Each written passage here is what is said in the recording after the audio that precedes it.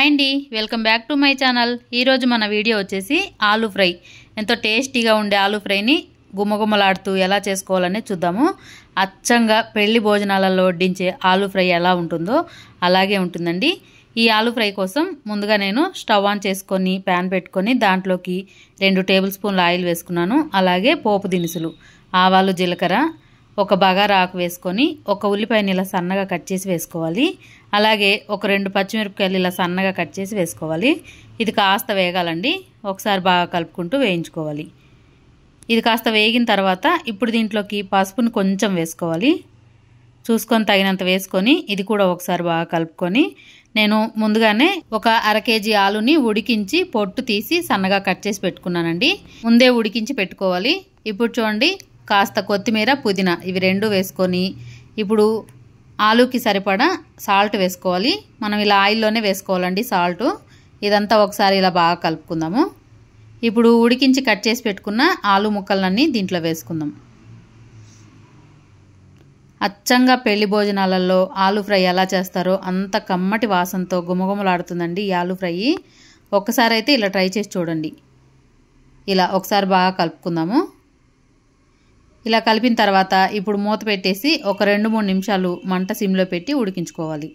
మనకి ఆయిల్ బాగా పట్టి ఆలు అనేది బాగా ఉడుకుతుంది. ఇంకా ఇలా ఒకసారి బాగా కలుపుకుందాం. మళ్ళీ ఇలా కలిపిన తర్వాత మనకి ఆలు ముందే ఉడికింది కాబట్టి ఇప్పుడు కారం వేసుకుందాము. 1 స్పూన్ కారం వేసుకొని మీరు ఘాట్ ఎంత ఉందో చూసుకొని మీకు తగ్గట్టుగా వేసుకోండి. కారం అయితే నాదైతే బాగా స్పైసీగా ఉంటుందండి కారము, అందుకని కొంచెం వేసుకున్నాను. 1 స్పూన్ వేసుకుంటే సరిపోతుంది. ఇలా ఒకసారి బాగా కలిపిన తర్వాత ఇప్పుడు మూత పెట్టేసి మళ్ళీ ఒక 2-3 నిమిషాలు మంట సిమ్లో పెట్టేసి బాగా ఉడికించుకోవాలి. మనం కారం వేసిన తర్వాత మళ్ళీ ఉడికించుకుంటే మనకు ఆ ముక్కలకి కారం పట్టి చాలా బాగుంటుంది. ఇప్పుడు చూడండి, కాస్త మగ్గిన తర్వాత ఒక్కసారి బాగా కలుపుకుందాము. ఇలా కలిపిన తర్వాత ఇప్పుడు దీంట్లోకి కాస్త ధనియాల పొడి 1 స్పూన్ వేసుకోండి సరిపోతుంది. అలాగే కొబ్బరి పొడి 1 స్పూన్, కొబ్బరి పొడి, అల్లం వెల్లుల్లి పేస్ట్ కూడా 1 స్పూన్ వేసుకొని లాస్ట్లో కొంచెం కరివేపాకు వేసుకోండి. ఇది వేసిన తర్వాత ఒకసారి ఇలా బాగా కలుపుకోవాలి.